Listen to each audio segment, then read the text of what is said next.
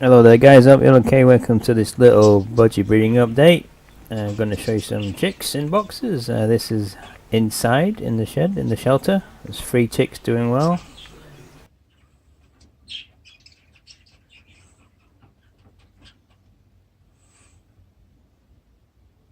This is a box outside next to Rainbow's nest, and there's 3 chicks hatched within the past day or so.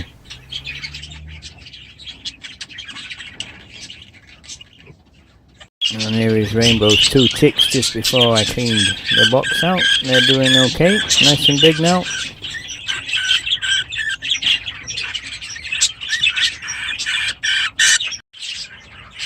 There is another box quite close to Rainbow.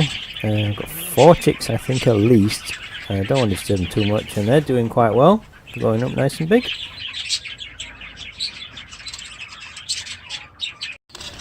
And this is a box in the main part. Green female still doing well. She's still feeding them, and they're all about 3 weeks old I think. Won't be too long before the oldest one will be looking at the nest. Doing really well, really nice colours. And a great bit of news, one of my new favourites has finally come out of the nest. Perched on a perch there, doing really well.